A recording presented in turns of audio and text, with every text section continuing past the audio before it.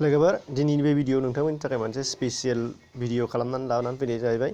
बे जाहैबाय नोंथांमोननि थाखाय जायफ्रा कलेज आरो इउनिभारसिटियाव फरायो बिथांमोननि थाखाय गुड निउज। बेखौ नोंथांमोनहा नायनानै लानो हागोन डिटेल्सै। दा बाहाय मोननैसो गांनै बिजाबनि रिभिउ खालामना होनो आखायाव लानाय जादों। जाय बिजाबफोरखौ नोंथांमोननि कलेज आरो इउनिभारसिटियाव फरायनाय बिथांमोनहा हेल्पफुल जानानै फैगोन। बेयो मालायनि नङा, आंनिनो बिजाब। नोंथांमोननि थाखाय दा नायलांबा नुनो मोननाय जागोन माबायदि केटेगरिनि बेफोरो। नोंथांमोना बेफोरखौ दा डिटेल्सै नायनो हानाय जागोन। फैदो जोङो फार्स्टआव नायग्रोनि मोनसे बिजाब, जाय बिजाबा नोंथांमोननि थाखाय हेल्पफुल जागोन होनना बुंदों जायखौ।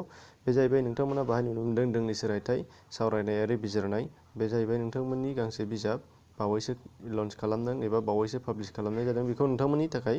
नाथाय बेखौ आं दा माबोरै मोननाय जागोन नोंथांमोननि सिगाङाव बेयाव दा खिन्थाना होगोन।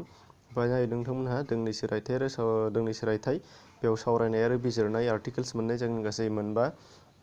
बेयाव होखानाय जादों specially reference book for college आरो इउनिभारसिटिफोरनि थाखाय, जायफोर बिथांमोनहा कलेज आरो इउनिभारसिटियाव फरायदों बिथांमोननि थाखाय। बेयाव डिटेल्सै नुनो मोनगोन नोंथांमोनहा।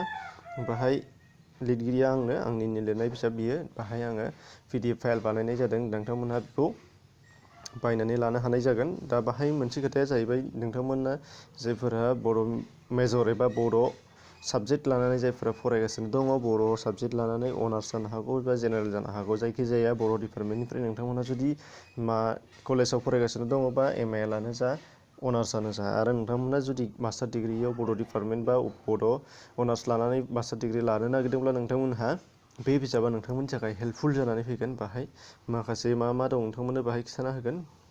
प्रिपेज, बेयो प्रिपेजखौ नोंथांमोना नायनांलाया, नैबेखौ नायबानो जाबाय।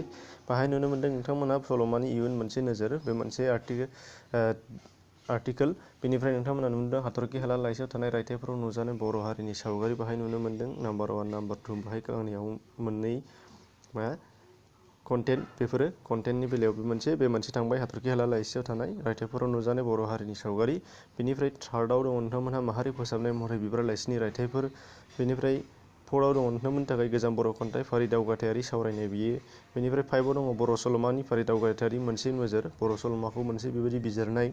दा बे मोनसे जथायनाय गासै मोनबा आर्टिकेल्सनि गेजेरजों जथायनाय मोनसे बिजाब, सावरायथाइ बिजाब। बे बिजाबखौ नोंथांमोनहा बायनानै फरायनो हागोन। दा बायनायनिखौ आं दा खिन्थागोन। जेरैहाय नै नोंथांमोनहा बाहाय नुदों गोबां गोलाव आर्टिकेल, बेफोरो नोंथांमोननि थाखाय पइन्ट आउट खालामनानै होखानाय जादों। बेखौ आं डिटेल्सै दा खिन्थानो हानाय नंला, गासै आं खिन्थानोसैल'। टटेल 55 पेज दङ, A4 साइज हिसाबै 55 पेज दङ नोंथांमोननि थाखाय। गासै बिराद गोलावानो बेयो गासिबो। दा खोथाया बुंनांगौआ जाहैबाय बेसो आंना नोंथांमोननि थाखाय मा बुंनो नागिरदों बेखौ नोंथांमोना जेरावबो बायनानै बहाय मोनगोन बेखौ नोंथांमोनहा सिन्था खालामनो नाङा। बेखौ आं इ-बुकसो पाब्लिश खालामनाय जादों। इ-बुक अर्थात नोंथांमोनहा बेखौ अनलाइन बायनानै मोननाय जागोन। PDF फाइलैनो नोंथांमोना अनलाइन बायनानै मोनगोन। खालि नोंथांमोननि थाखाय 55 रुपिसल' पे खालामनो नांगोन। 55 रुपिसाव नोंथांमोना बेखौ मोननो हानाय जागोन अनलाइनाव। दा बेखौ बबेयाव मोननो हानाय जागोन बेनि लिंकखौ नोंथांमोना जुदि बायनो गोसो जादोंबा डिसक्रिपसनाव दङ। डिसक्रिपसनाव नोंथांमोना थांनानै बेखौ बायनानै लानो हानाय जागोन। 55 रुपिसल', अनलि 55आवनो नोंथांमोनहा नुनो मोननाय जागोन बाहाय। अब्ला लोगोफोर आसा खालामो नोंथांमोनहा बायनानै लागोन बेखौ 55 रुपिसाव, जाहाथे नोंथांमोना जायफोरा कलेज आरो इउनिभारसिटियाव फरायनाय दङ एबा नोंथांमोना फरायनाय गैयाबाबो नोंथांमोननि न'खरनि सोरबाफोर दङबा अननानै खिन्थानानै होब्लानो जाबाय। होमबानो नोंथांमोनहा बेखौ बायनानै होयोब्ला आंनि फारसे गोजोननाय थागोन नोंथांमोननि सायाव। अब्ला लोगोफोर बे गांसे बिजाब थांबाय। दानिया नेक्स्टआव बिजाबनि थाखाय नोंथांमोननो खिन्थानो आखायाव लानाया जाहैबाय बे नोंथांमोनहा बेखौ अलरेडि सिगाङावनो जायफोरा आंनि रेगुलार भिउवार्स नोंथांमोनहा बेखौ नुखाबाय जानांगौ। बे जाहैबाय नैबेयाव नोंथांमोना नुनो मोनदों हान्जानाय खन्थाइफोरनि सानस्रि, बियो 2014आव ओंखारनानै लांखांबाय। नोंथांमोननि थाखाय 16आव ओंखारलांदों। 2016आव हान्जानाय खन्थाइफोरनि सानस्रि, बेखौ जों जाहैबाय पाब्लिश खालामदों वार्ड्स एन्ड वार्ड्स क'क्राझारनि वार्ड्स एन्ड वार्ड्सनि पाब्लिशार बिथांमोनहा पाब्लिश खालामनानै होदों। बेखौ नोंथांमोनहा एभेलेबल वार्ड्स एन्ड वार्ड्स लाइब्रेरिजों टाच खालामबा नोंथांमोनहा मोननो हानाय जागोन बेखौ। बेबो जाहैबाय इउनिभारसिटिनि रेफारेन्स बुक हिसाबै बेखौ बानायनाय जादों।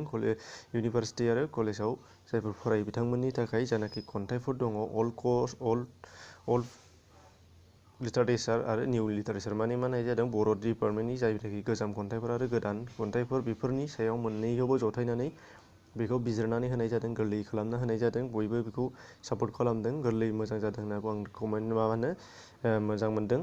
बेनिफ्राय नोंथांमोनहा बेनि थाखाय बेसेना जोबोद खम 100 थाखाल' बेयो 100 थाखानि मोननाय जागोन बेखौ पाब्लिसारनि आखायाव लादों बिथांमोनहा बेखौ बायनानै लानो हानाय जागोन जुदि गोसो जायोबा नोंथांमोनहा बेखौ लाइब्रेरियाव जायखिजाया लाइब्रेरियाव अर्डार होबानो जाबाय मानो होनबा क'क्राझार वार्डस एन्ड वार्डस मोनसे पाब्लिसार बेजों बयबो लाइब्रेरियानो टाच दंखायो नोंथांमोनहा बेखौ अर्डार होबानो मोननो हानाय जागोन नोंथांनि साइड नोंथांनि एरियायाव थानाय जायखिजाया लाइब्रेरियावनो अब्ला नोंथांमोननि थाखायबो बेयो आं हेल्पफुल जागोन होननानै सानदों बेनिफ्राय गुबुन गुबुन खन्थाइ बिजाब माबा माबि दंबावो बेखौ आं बाहाय होनाय जाला नाथाय नोंथांमोना नैबेहाय मा खन्थाइ दङ बेफोरखौ नोंथांमोना जुदि मिथिनो लुबैदोंबा नैबे बिजाबनि सोमोन्दै बिनि सिगाङावनो आं बिनि सोमोन्दै रिभिउ खालामखांखाबाय बिनि थाखायनो नोंथांमोनहा बेखौ नायनानै लानो लुबैदोंबा डिसक्रिपसनाव हाबनो नुनो मोनगोन बबे खन्थाइफोरनि सायाव बेखौ रिभिउ सुजुनाय जादों नोंथांमोनहा बेखौ नायनानै लानो हानाय जागोन डिसक्रिपसनाव लिंक दं बे बिजाबनि रिभिउ खालामनाय भिडिअनि थाखाय नोंथांमोना बेखौबो नायनानै बुजिनो हानाय जागोन बायनायनि सिगां नायनानै लाग्रोनाया साबसिन बेखौ बयबो मिथिगौ अब्ला लोगोफोर नोंथांमोननि थाखाय आंनि जानाखि गांनै बिजाब बे बिजाबा नोंथांमोननि थाखाय माबायदि मोनजाथावथाव जाहाथे जुदि फरायनानै मिथिबायब्ला नोंथांमोनहा कमेन्ट फोरमायहर लाइक खालामाखै दासिम भिडिअखौ लाइक खालामनानै हो दासिम चेनेलाव साबस्क्राइब खालामाखै सोरबाया खालामनानै हो नटिफिकेसन बेल फैबा फै ओमफ्राय बेनिफ्राय डिसक्रिपसनाव हाबथार गांनै बिजाबा नोंथांनि थाखाय सापर्ट खालामाखै नोंथांखौ मोजां मोनाखै बा नोंथांनि थाखाय बिजाबनि गोनांथि गैया अब्लाबो डिसक्रिपसनाव हाब नोंथांनि बबेबा मोनसेया गोनांथि जानो हागौ अब्ला लोगोफोर दिनैनि थाखाय एसेनोसै गोजोन्थों।